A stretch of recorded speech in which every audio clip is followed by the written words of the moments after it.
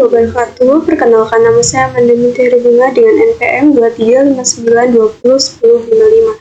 Di sini saya dari kelas Machine Learning 5B yang diampu oleh Bapak Hartono, SPD MPI.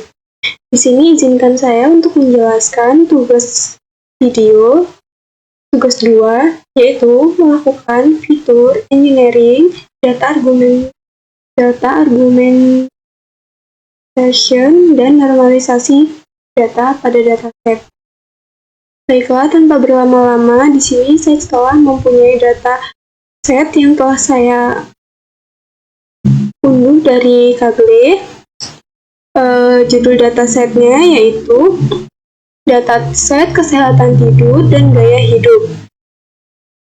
Sebelumnya, dataset kesehatan tidur dan gaya hidup itu merupakan kumpulan data yang menggambarkan kondisi seseorang beserta faktor gaya hidup yang mempengaruhinya. Data ini umumnya digunakan untuk menganalisis hubungan antar pola tidur, aktivitas fisik, serta tingkat stres kesehatan tubuh. Tujuan utama dari dataset ini adalah untuk mengetahui bagaimana gaya hidup dapat berpengaruh terhadap kualitas tidur seseorang, serta menemukan pola-pola penting yang bisa dijadikan dasar untuk sistem rekomendasi atau analisis kesehatan berbasis data. Yang pertama, ada alasan saya memilih normalisasi data ini karena dataset ini memiliki beragam fitur numerik dengan skala nilai yang berbeda-beda. Sini misalnya bisa dilihat dari fitur usia yang hanya berkisar antara 20-70 tahun, serta ada fitur langkah harian bisa mencapai 10.000 langkah, fitur durasi tidur hanya sekitar 4-0 jam, serta fitur detak jantung sekitar 60-100 bpm. Yang kedua, ada perbedaan skala ini dapat menyebabkan algoritma pembelajaran mesin seperti KNN, SVM, dan neural network menjadi tidak seimbang karena model cenderung memberi bobot lebih besar pada fitur yang memiliki nilai besar. Di sini dengan melakukan normalisasi data, semua fitur numerik akan memiliki skala yang sebanding, sehingga proses pelatihan model menjadi lebih stabil, hasil prediksi menjadi lebih akurat, serta setiap fitur memiliki kontribusi yang adil terhadap hasil model. Yang ketiga, ada metode normalisasi yang digunakan dalam tugas ini. Digunakan salah satu dari dua teknik normalisasi umum berikut. Yang pertama ada min-max scaling, yaitu mengubah semua nilai menjadi berada dalam rentang 0 sampai 1. Ini cocok digunakan untuk data distribusinya tidak ekstrim dan ingin mempertahankan bentuk aslinya. Yang kedua ada Z-score, standardization, yaitu mengubah data menjadi memiliki rata-rata 0 dan standar deviasi 1. Ini cocok jika data memiliki variansi yang besar antar fitur. Yang keempat ada manfaat normalisasi dalam dataset ini, yaitu dengan menerapkan normalisasi pada dataset, kesehatan tidur dan gaya hidup diperoleh manfaat sebagai berikut. Yang pertama, menyamarkan skala antar fitur numerik. Yang kedua, mengurangi dominasi fitur dengan nilai besar. Lalu selanjutnya, membantu algoritma pembelajaran mesin bekerja lebih efisien, serta mempercepat proses konvergensi model trauma pada model berbasis jarak seperti KNN atau Weight-Based seperti neural network. Setelah itu, meningkatkan performa prediksi dan akurasi model. Yang kelima dataset kesehatan tidur dan gaya hidup ini menyajikan data lengkap tentang pola tidur dan kebiasaan hidup seseorang. Dengan melakukan normalisasi data, seluruh fitur numerik dapat diubah ke dalam skala yang setara. Yang keenam, ada pengertian normalisasi data, dan normalisasi data yaitu proses mengubah skala nilai data agar berada dalam rentang tertentu atau memiliki distribusi tertentu.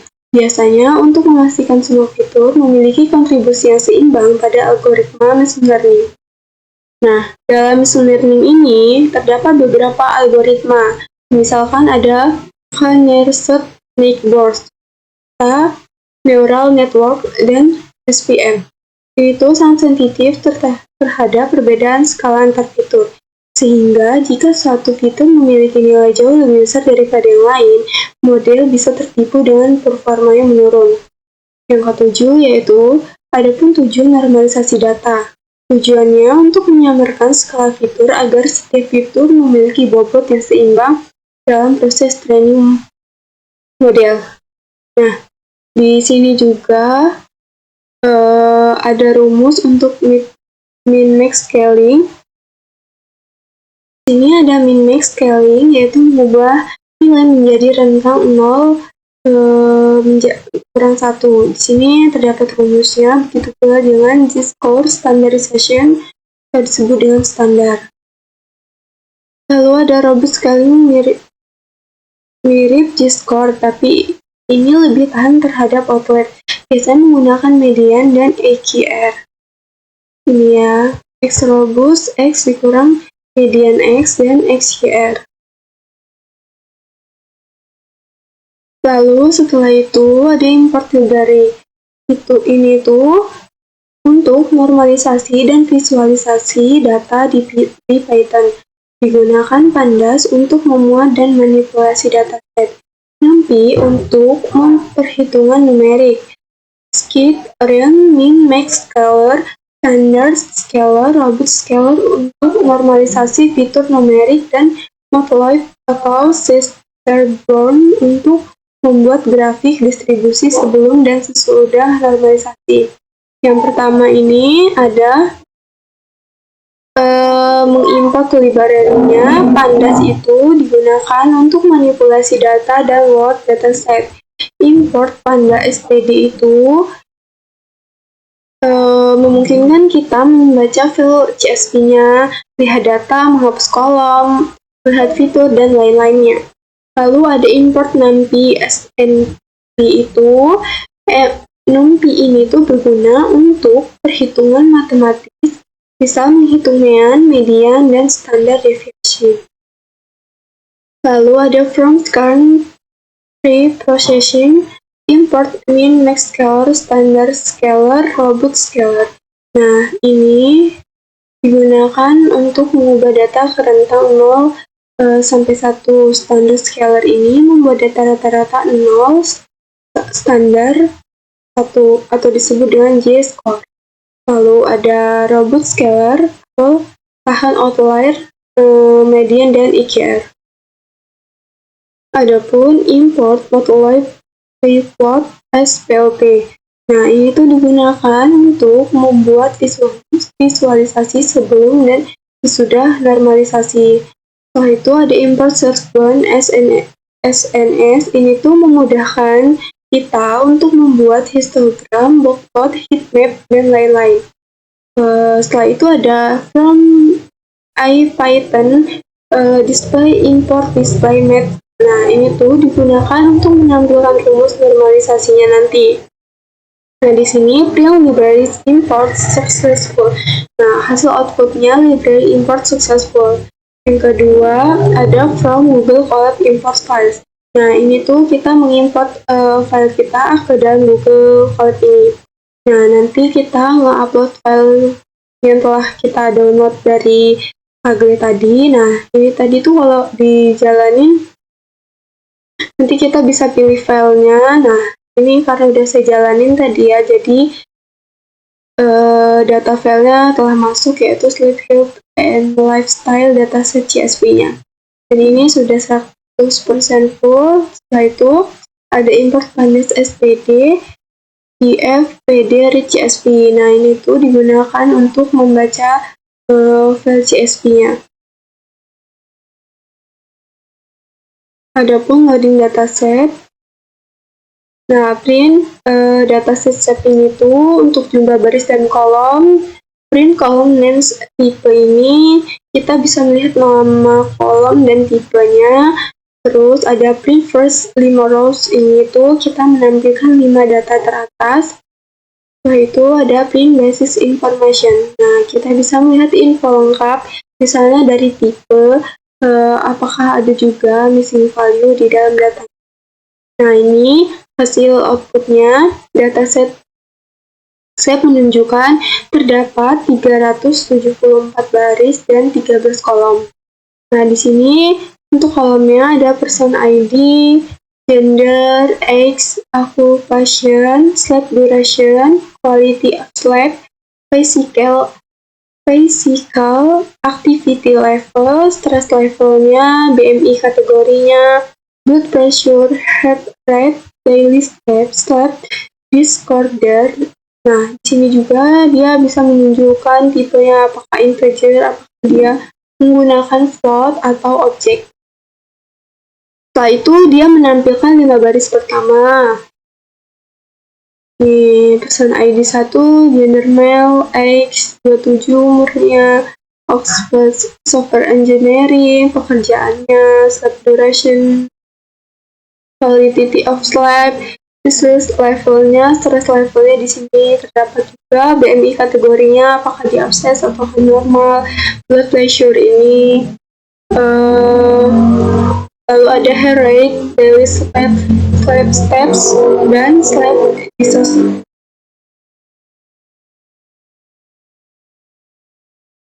Ini sama, dan dia bisa menunjukkan kolom dan network code-nya setelah di tipenya.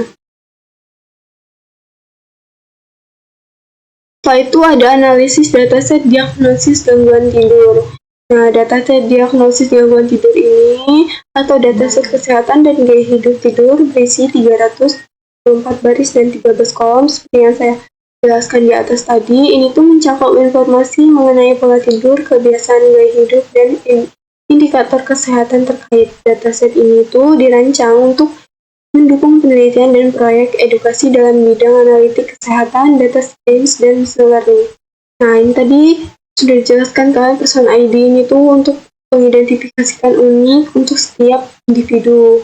Gender ini untuk mengetahui jenis kelamin orang tersebut. Apakah dia laki-laki atau perempuan. Age ini usia dalam tahun.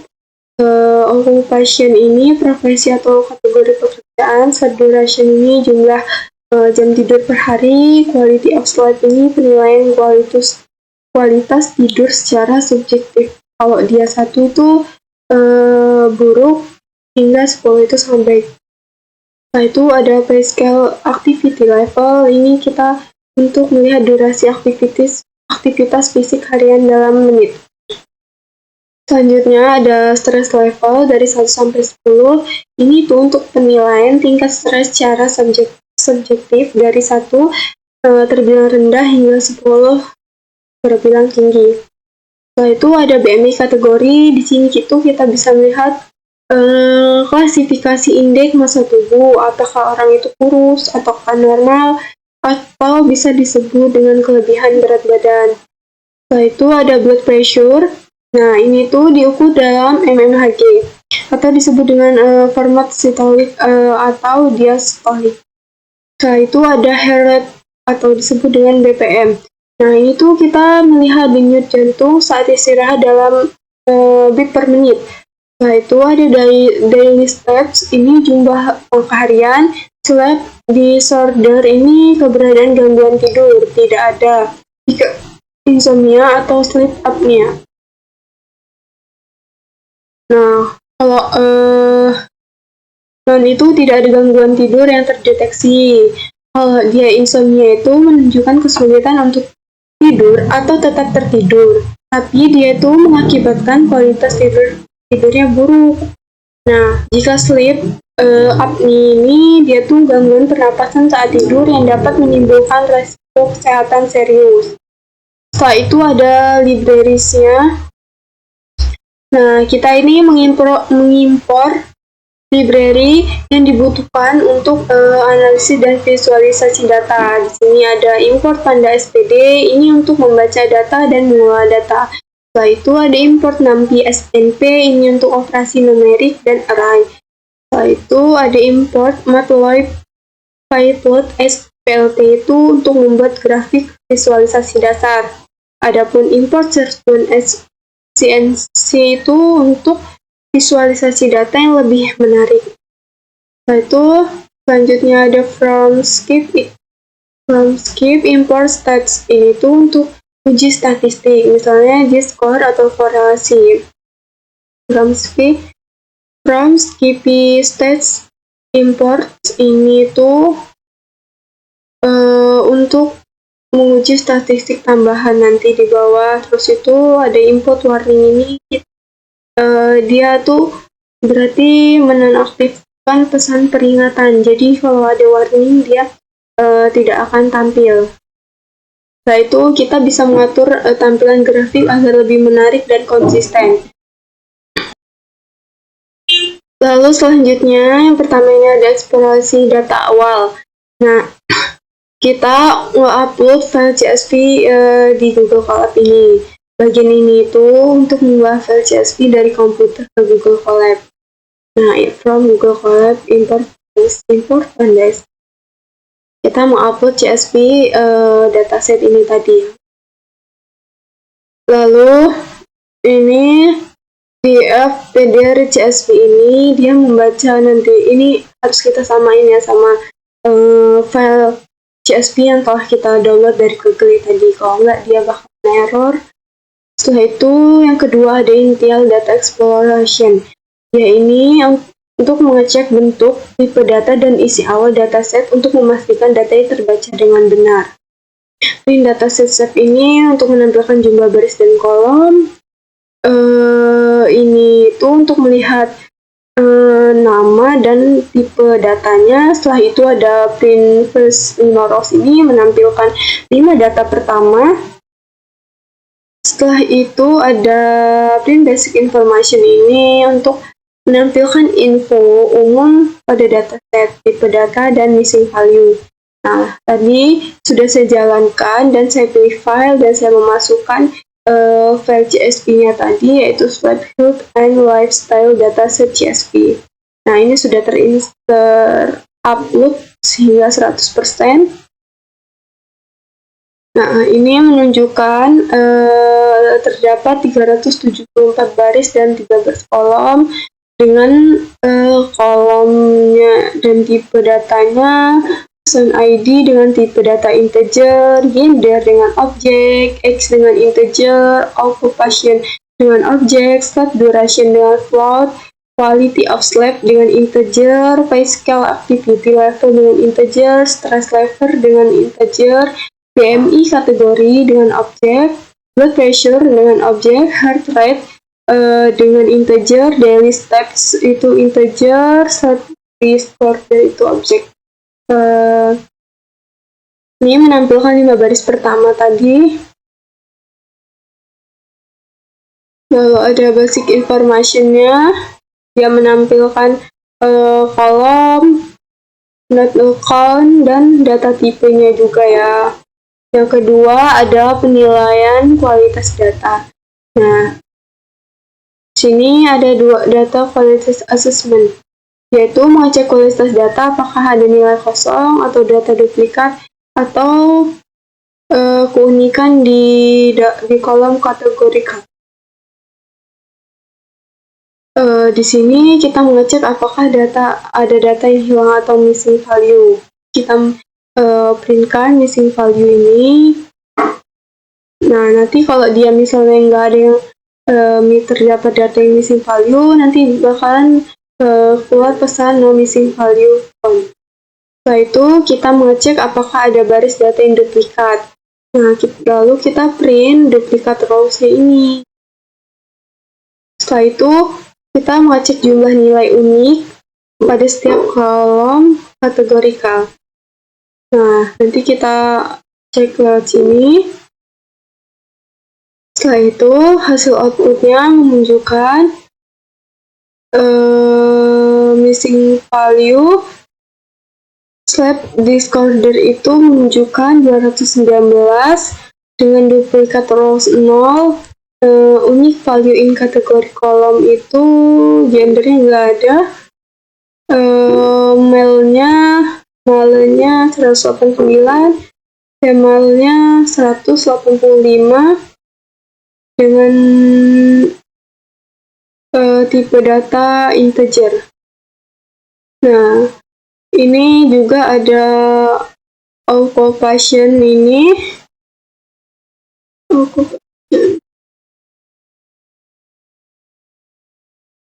Nah, untuk nurse ini dia menunjukkan 73, untuk dokter ini dia menunjukkan 71, engineer dia menunjukkan 63. Nah, selanjutnya ada pemrosesan data awal. Nah, ini tuh untuk mempersiapkan data sebelum analisis dari normalisasi data. Jadi kita melakukan pembersihan dulu. Setelah itu ada memisahkan kolom blood pressure menjadi 2 kolom numerik, yaitu kolom systolic dan diastolic. Kita print resting blood pressure into stolic diastolic-nya. Lalu di FH sleep disorder, kita print new columns added stolis BP, diagnosis BP, sleep disorder. Nah, hasil outputnya menunjukkan parsing blood pressure into stolisis dan diagnosis. Selanjutnya ada ringkasan statistik. Nah, kita di sini bisa menampilkan ringkasan statistik untuk memahami distribusi data numerik. Di sini juga kita bisa melihat ringkasan statistik dasar untuk semua kolom numerik. Nah, kita bisa menampilkan nilai count, mean, standar deviasi, minimal, maksimal, dan quartiles. Setelah itu kita bisa menampilkan statistik tambahan untuk beberapa kolom penting.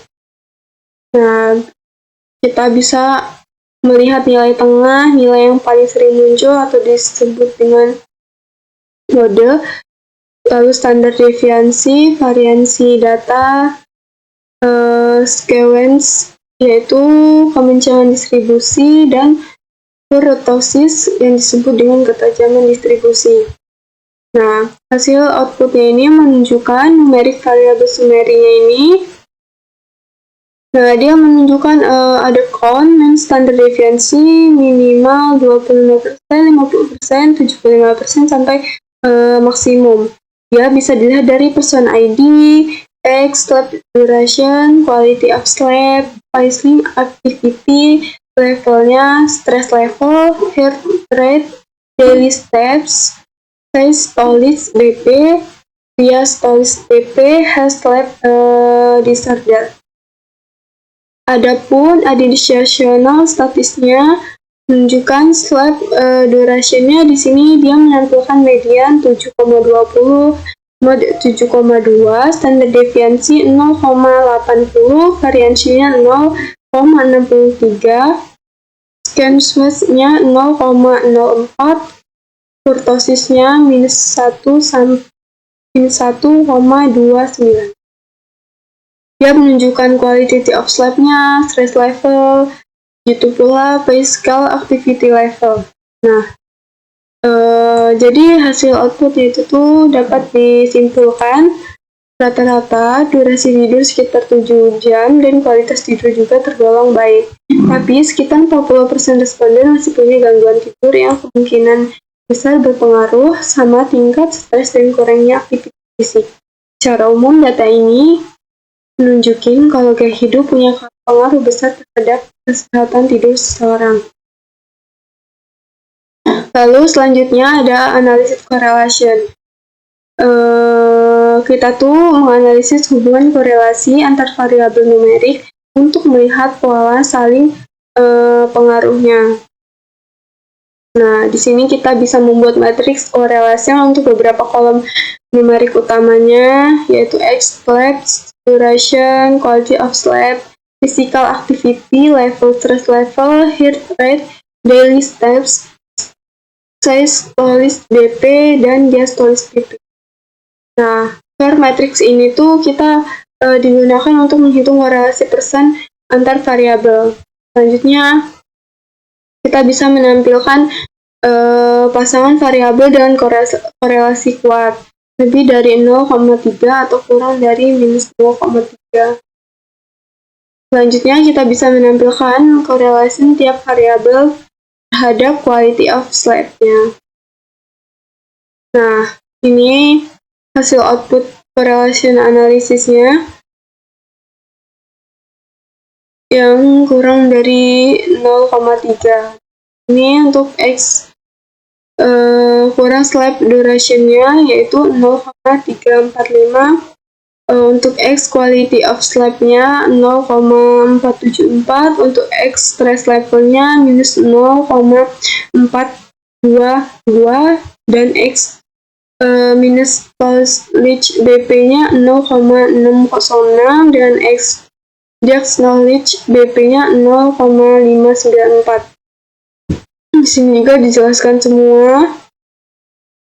Dan correlation with slab quality-nya, slab duration menunjukkan 0,88 sekian, untuk X 0,47 sekian, serta semuanya di bawah 0. Nah, di sini tuh dapat disimpulkan dari hasil korelasinya ini, faktor yang paling berpengaruh ke kualitas tidur itu adalah tingkat stres dan durasi tidur. Karena dapat disimpulkan semakin tinggi stresnya, maka kualitas tidurnya semakin jelek. Tapi semakin lama durasi tidur, kualitasnya semakin baik. Selain itu, detak jantung juga punya pengaruh negatif, sedangkan aktivitas fisik berpengaruh positif terhadap kualitas tidur. Lalu yang keenam ada visualisasi. Dia ini membuat berbagai visualisasi untuk memahami pola dan hubungan antar variabel. Di sini kita bisa membuat figur besar dengan beberapa subplot dengan mengetikkan codingan fig plt figur fact size 20 sampai 24. Yang pertama ada distribusi lama tidur. Yang kedua ada distribusi kualitas tidur. Yang ketiga ada proporsi gangguan tidur. Yang keempat ada distribusi usia. Yang kelima ada distribusi kategori melalui BMI. Yang keenam ada kita bisa menampilkan 10 pekerjaan terbanyak yang menyebabkan stres sehingga menyebabkan gangguan tidur. Lalu yang ketujuh ada hubungan lama tidur dan kualitas tidur.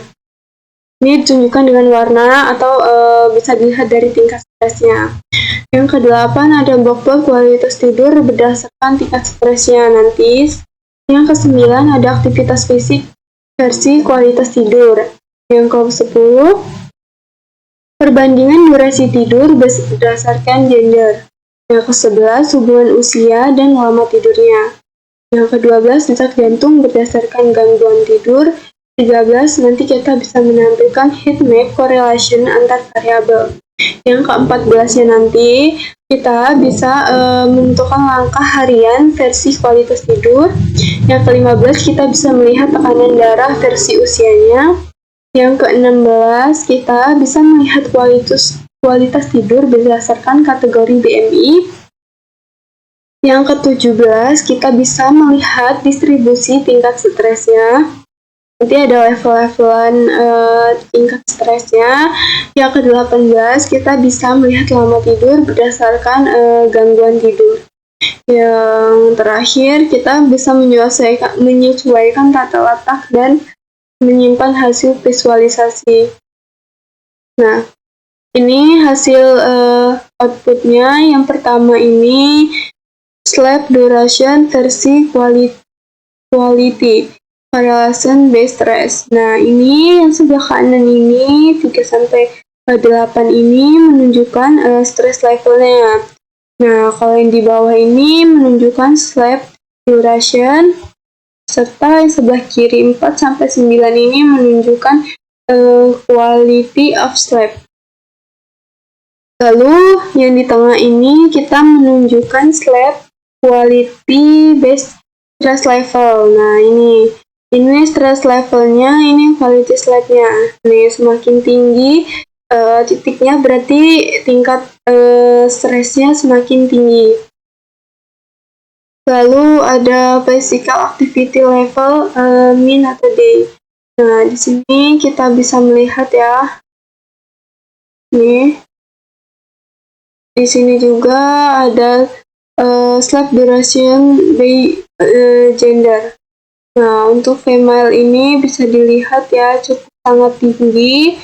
Untuk gender ini tidak terlihat. Untuk male ini hampir menyaingi female.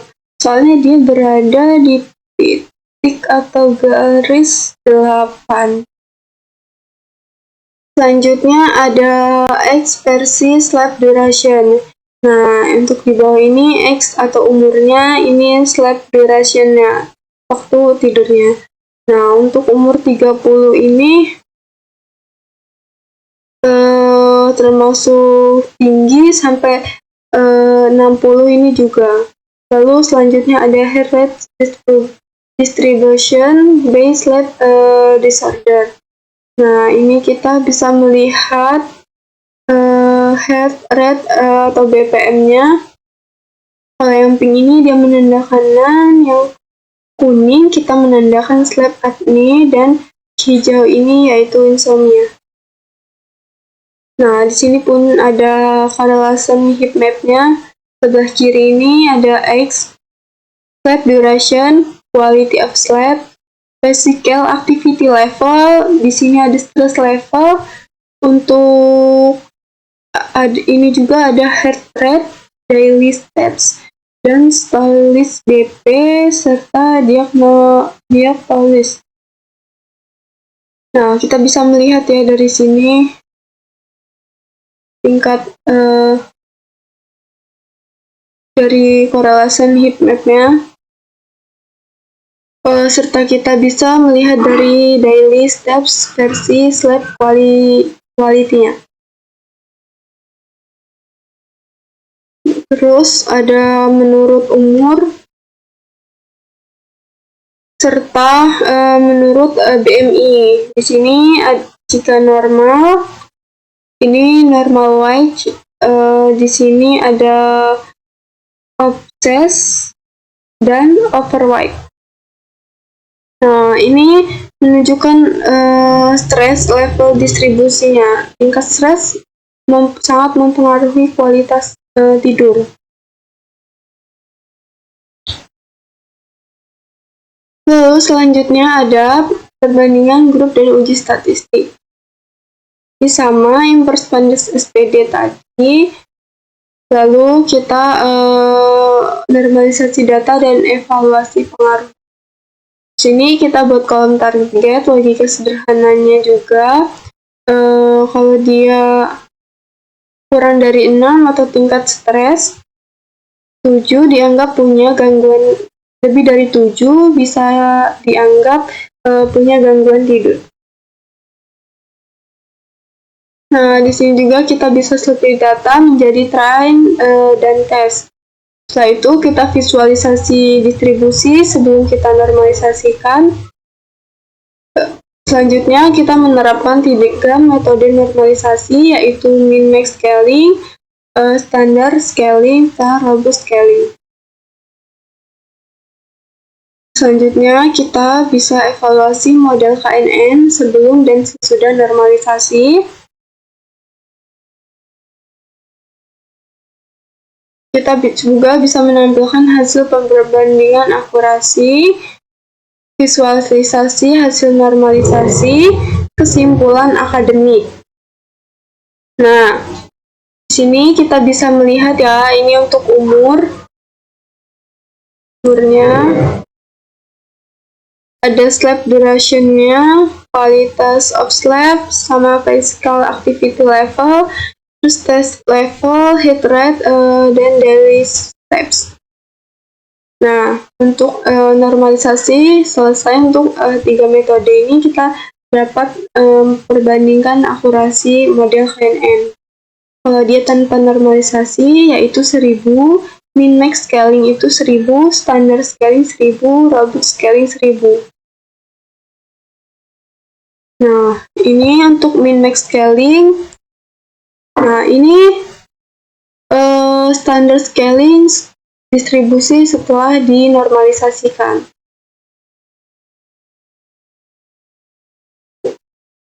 Maka dapat disimpulkan akurasi model tanpa normalisasi itu 1000.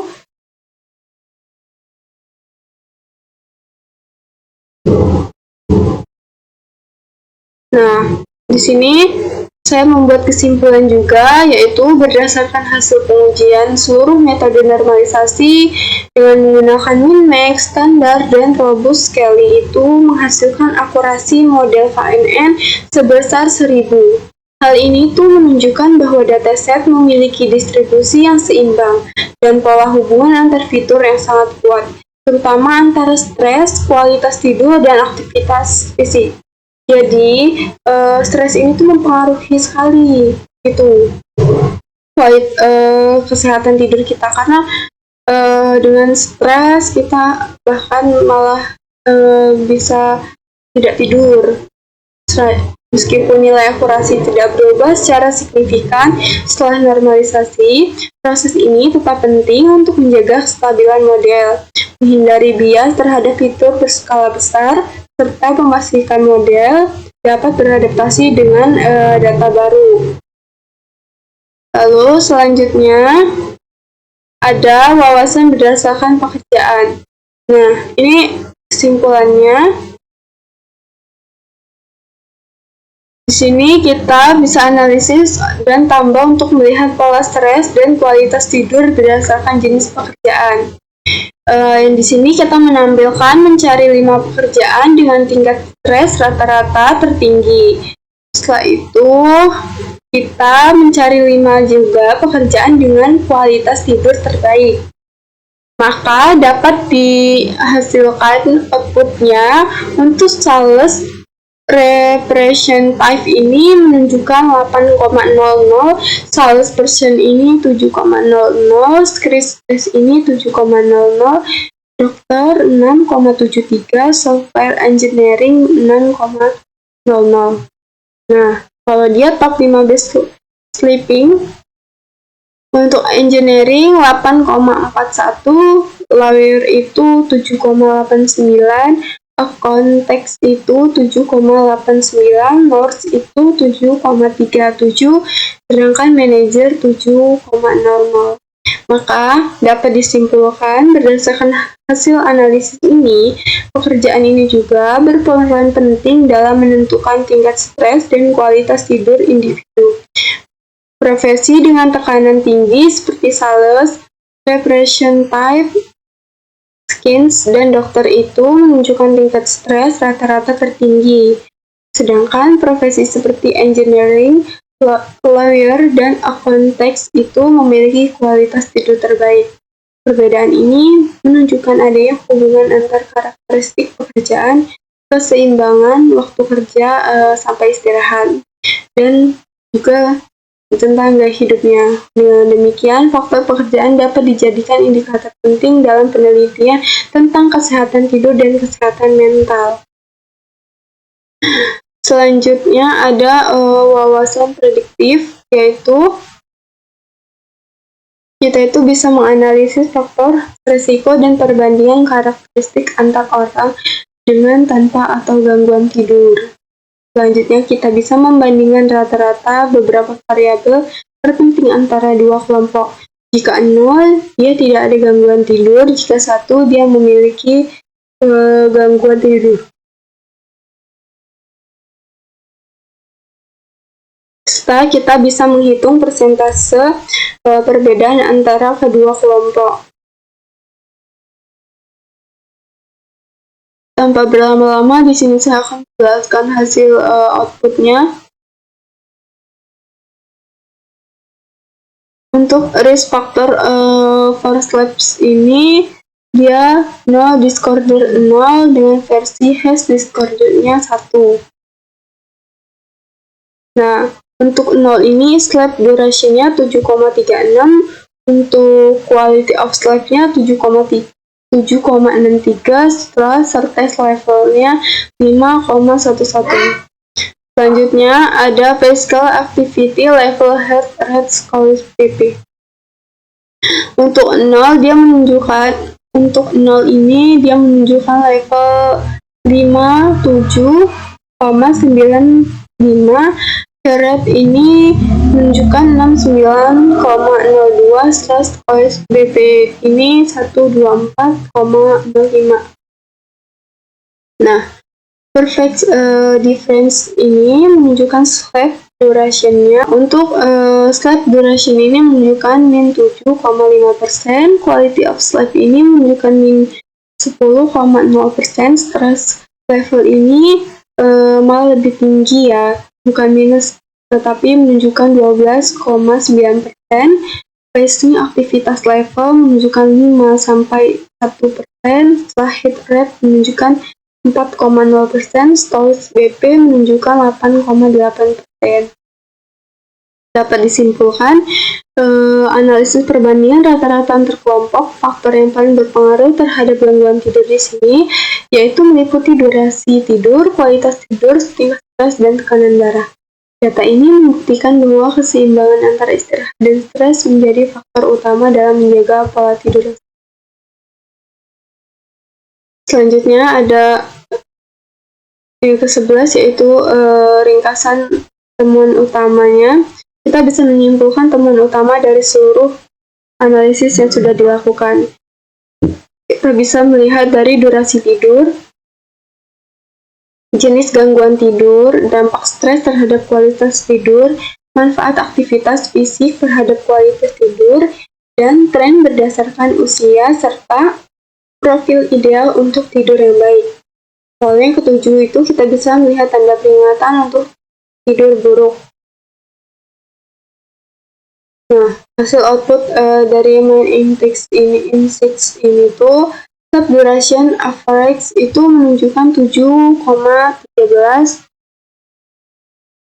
155 pupil itu menunjukkan 41,4%. Untuk sleep disorders itu sleep apnea itu menunjukkan 50,3%, dengan insomnia itu menunjukkan 49,7%. Stress impacts-nya menunjukkan high stress lebih 7, low stress-nya high stress-nya lebih dari 7, low stress-nya kurang dari 3. Begitu pula dengan physical activity benefit, extremes, optimal profile for good sleeps, serta warning 6-nya. Nah, selanjutnya kita bisa menampilkan rekomendasi berbaris data dari hasil analisisnya. Kita bisa menyimpan hasil analisis ke file CSV.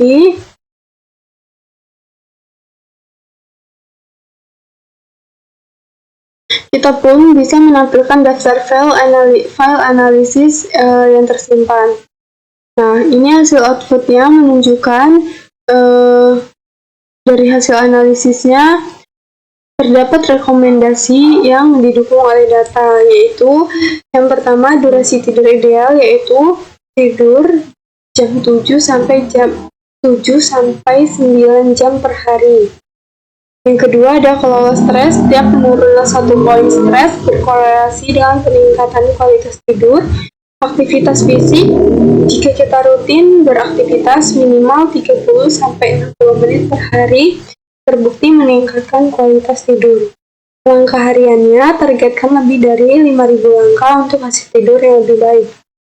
Yang kelima, kita bisa pantau kesehatan dengan mewaspadai detak jantung dan tekanan darah yang tinggi. Yang keenam, perhatikan profesinya. Beberapa pekerjaan cenderung memiliki stres lebih tinggi dan kualitas tidurnya lebih rendah. Nah, di sini pun ada analisis kesehatan atau disebut dengan teknik normalisasi datanya. Nah, ini data original versi yang sudah dinormalisasikan ya. Yang pertama, kita bisa create samples datasetnya. Kita ambil random.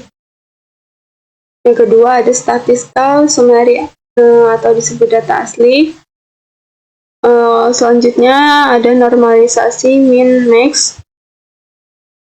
Ada normalisasi standar scalar, visualisasi perbandingan. Nah, ini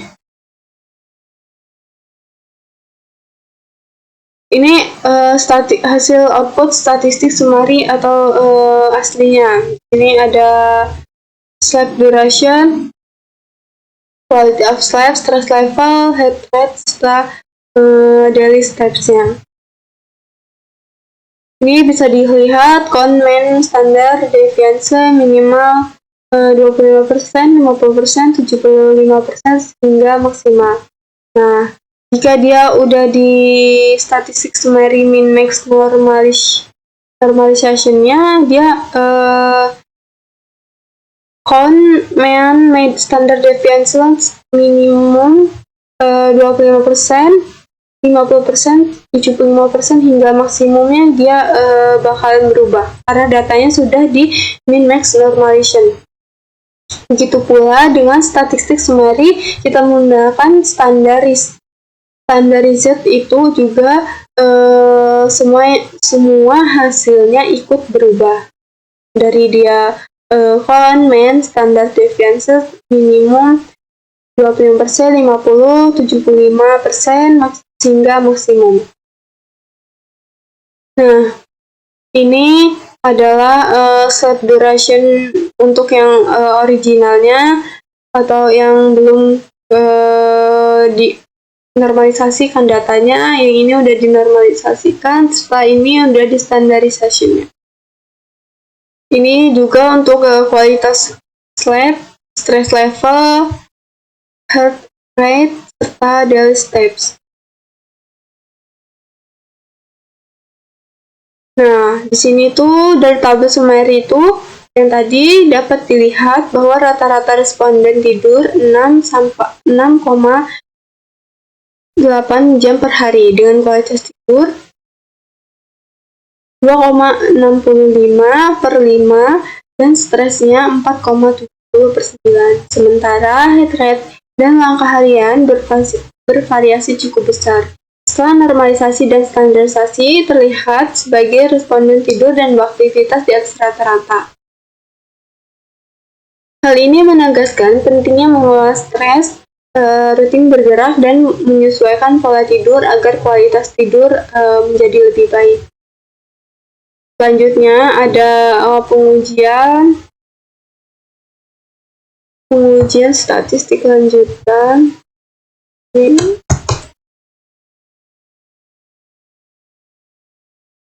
Nah, ini untuk header pembukanya, advanced statistic testing. Lalu di sini kita untuk info uji normalitasnya. Ini untuk variabel target yang akan kita uji. Setelah ada list untuk menyampaikan hasil uji. Di sini kita sudah mengambil data bersihnya ya, jadi tanpa ada enaknya. Nah, kita di sini menggunakan Shapiro-Wilk, Andres Darling test, menggunakan Kolmogorov-Smirnov test, dan Jargos-Bera test. Setelah itu kita bisa simpan hasil setiap variabelnya. Nah, ini hasil outputnya. Dia menampilkan kompresif normalisasi testing. Nah, di sini ini kan untuk variabelnya tadi yang dimasukkan. Ada sleep duration, quality of sleep, stress level, heart rate, dan daily steps. Nah, ini terdapat hasil yang berbeda-beda karena ini kita menggunakan Shapiro-Wilk tadi, Andrew Darling Star, KS, dan Jarque-Bera. Nah, ini kita bisa melihat apakah data normal atau tidak. Karena kan jika dalam uji normalisasi data itu, jika data normal dia lebih dari 0,05. Untuk sleep duration ini dia menunjukkan iya normal karena dia dilihat dari Shapiro Wilk-nya menunjukkan di atas 0,05. Nih, 0, ini juga 0,05, 0,05. Lalu untuk quality of slab-nya, dia di sini menunjukkan 0. Lalu selanjutnya, nah dari hasil uji normalitas ini terlihat bahwa hanya slab duration yang berdisi normal. Shapiro-Wilk itu 0,655, yaitu lebih dari 0,05. Uji lainnya konsisten, sedangkan quality of slab, stress level, heat rate, dan daily steps itu tidak normal karena dia kurang dari 0,05. Lalu selanjutnya, ini kesimpulan ini dari tabel Sumeri ini. Nah, dari tabel Sumeri ini kita di sini tuh menunjukkan bahwa rata-rata slab duration responden 6,84 per jam dengan kualitas tidur dan stres, sementara heat rate dan daily steps bervariasinya cukup besar. Setelah normalisasi min-max, semua fitur berada di skala 0 sampai 1 sehingga lebih mudah dibandingkan dengan setelah berstandarisasi Z-score. Semua fitur memiliki rata-rata 0 dan standar deviasi 1, membuat data siap untuk dianalisis lanjutan. Data uji normalitas hanya slab duration yang berdistribusi normal. Sedangkan variabel lain tetap tidak normal meskipun sudah dinormalisasi atau distandarisasi. Nah, ini hasil outputnya tadi. Untuk original datanya, ini yang udah di min-max normalization, ini untuk standardization atau disebut Z-score. Nah, ini diagram ini menunjukkan ini yang asli, data asli, ini yang sudah di min-max normalization, dan ini sudah di standar.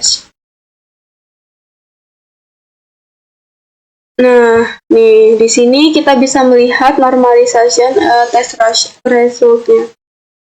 Nah, untuk self duration yang original, Shapiro-Wilk yang menunjukkan 0,655, Anders Darling-nya 0,2534, KS-nya 0,9386, JRQ-nya menunjukkan 0,7362. Nah, di sini kita bisa melihat apakah data ini normal.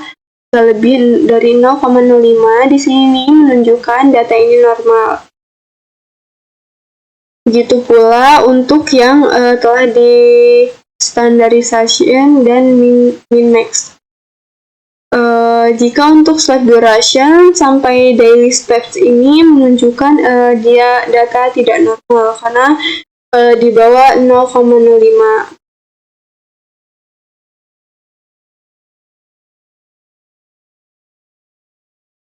Di sini dapat disimpulkan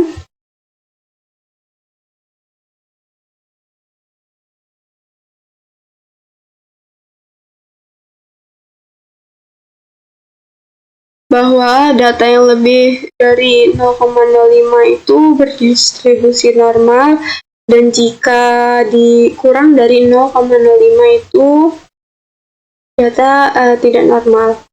Selanjutnya ada analisis clustering.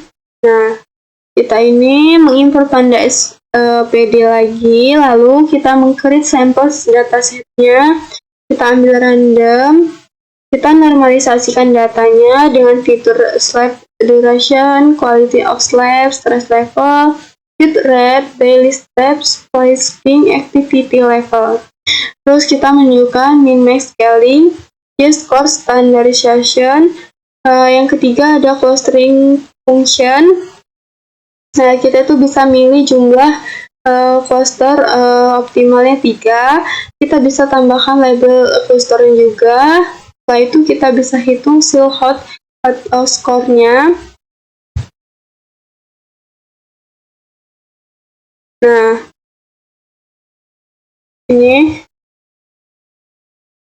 Ini hasil outputnya dengan original data heatnya dari 0 sampai 4, menunjukkan juga slab duration, kualitas of slab, menunjukkan stress levelnya dari di sini ada 6, 3, 9, 4, 1, rate, daily, steps, dan physical activity. Nah, di sini kita bisa menentukan levelnya.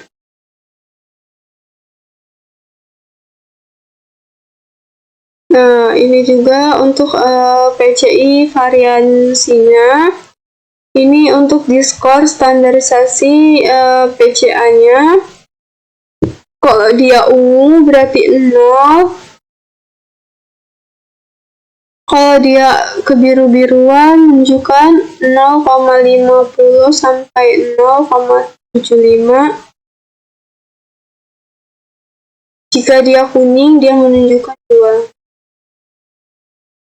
Nah, untuk Silhouette score compression-nya min-max scaling ini 0,154, J-score standardization-nya 0,141. Nah, manfaat normalisasi datanya ini, yang pertama untuk min-max scaling-nya, agar semua fitur berada dalam range 0 sampai 1. Yang kedua, membantu algoritma berbasis jarak, KNN, SVM, commands, agar tidak bias terhadap skala fitur. Yang ketiga, cocok untuk neural network agar gradient descent lebih stabil. Yang kedua, untuk Z-score standardization-nya untuk semua fitur agar memiliki nilai min 0 dan standarisasinya 1. Setelah itu dapat mengurangi efek outlier lebih robust daripada min-max untuk beberapa kasus, dan membantu algoritma berbasis jarak dalam konvergensi dan performa. Selanjutnya ada analisis pola berdasarkan waktunya. Kita mengimport library, sama seperti tadi import tanda SPD. Kita create sampel datasetnya, encoding dan scaling, serta split data, random forest regressors, advanced statistical testing normalisasi. Yang ketujuh ada outlier decision. Yang kedelapan ada clustering analysis. 9 ada time based pattern analysis. Nah, ini menunjukkan PCI 20,43 variansi. Nah, dapat disimpulkan PCA explain variansi menunjukkan 39,86%. Sini kita bisa melihat generation slab parents-nya. Kita melihat mean, standar deviasi, count.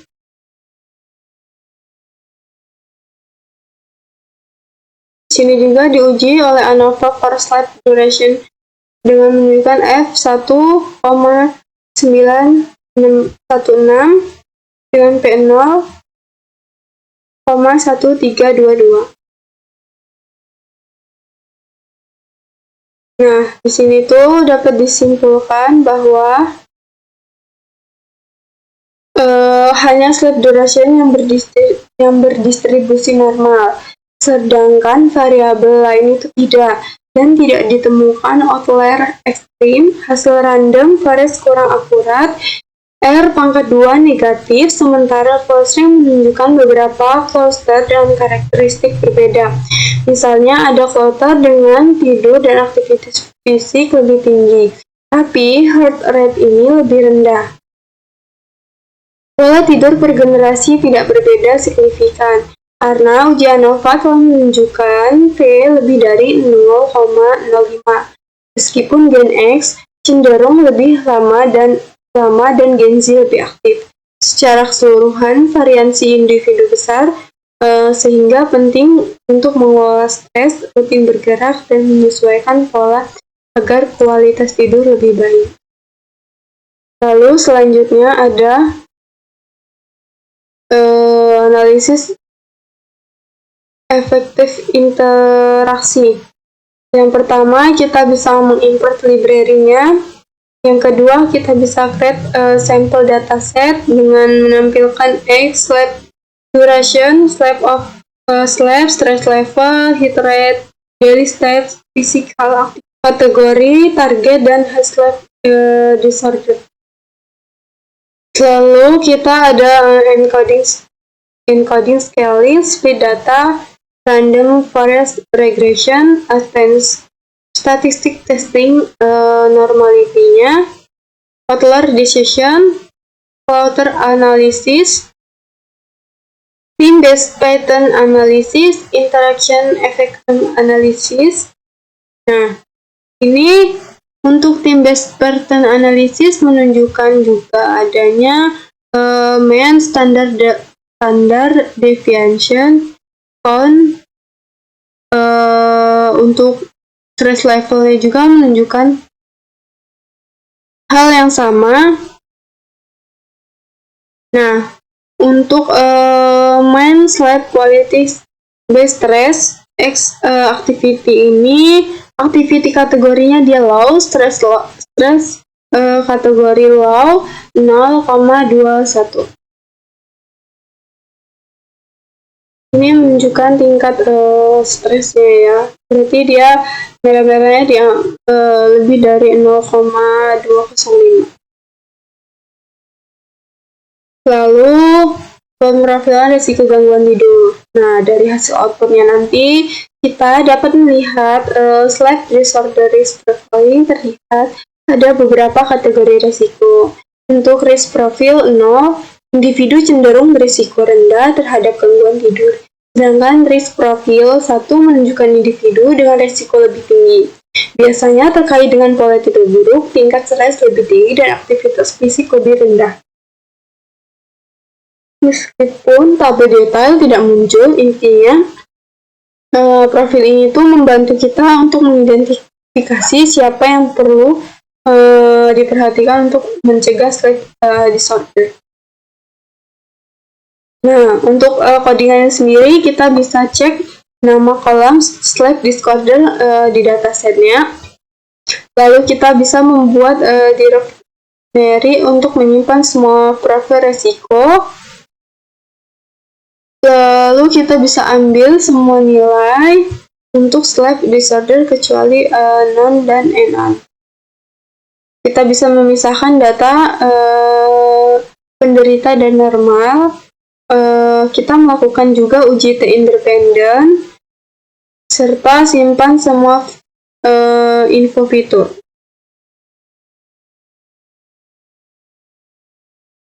Nah, untuk hasil outputnya ini risk profile-nya menunjukkan 0, differences for 0, risk profile 1, dan case differences-nya 1.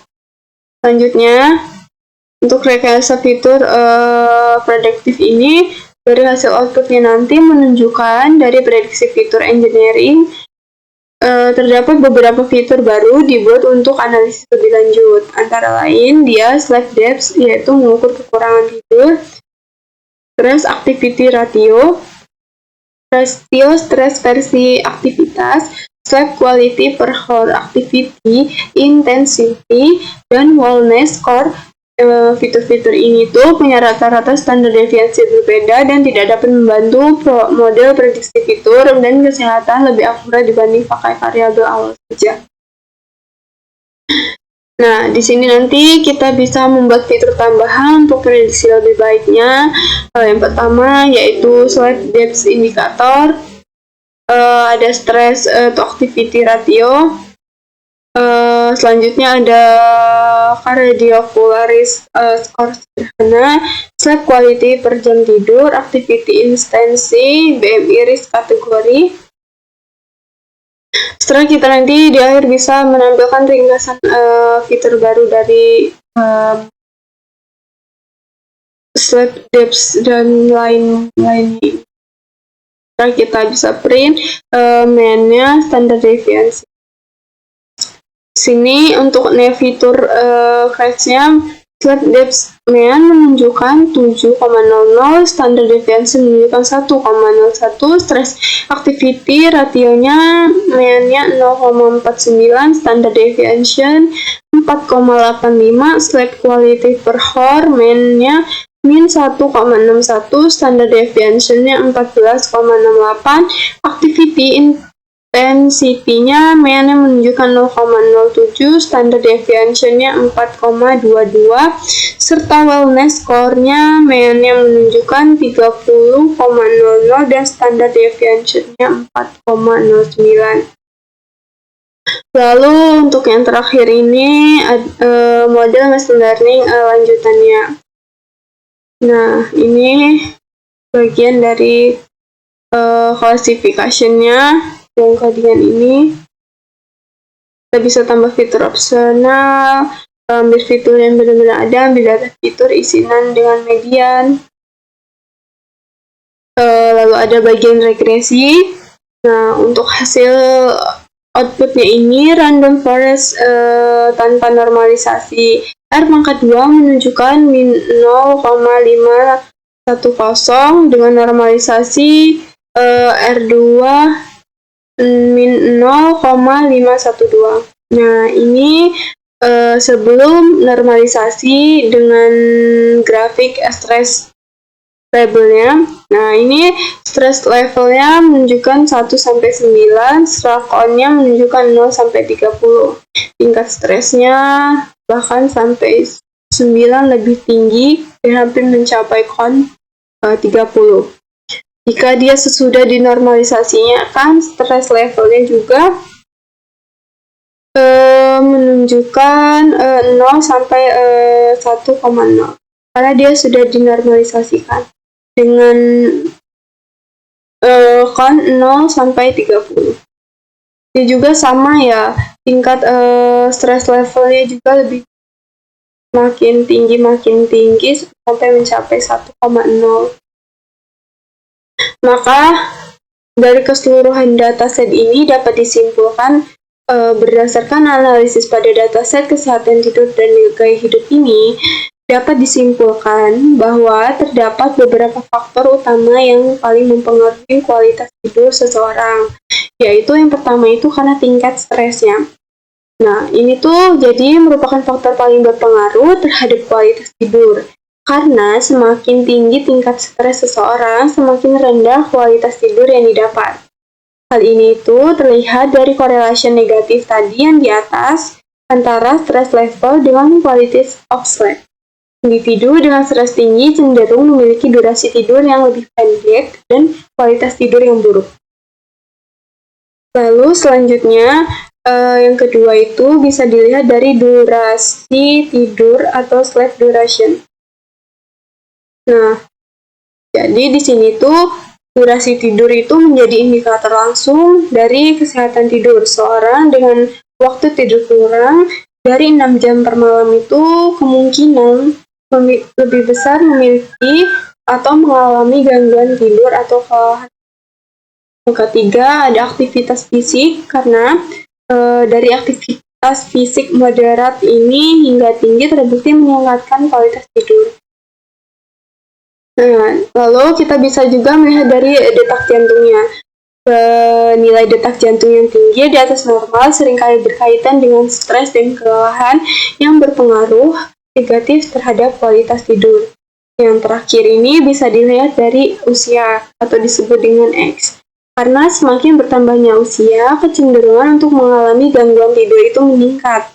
Walaupun tidak selalu signifikan, tapi rata-rata itu sangat berpengaruh.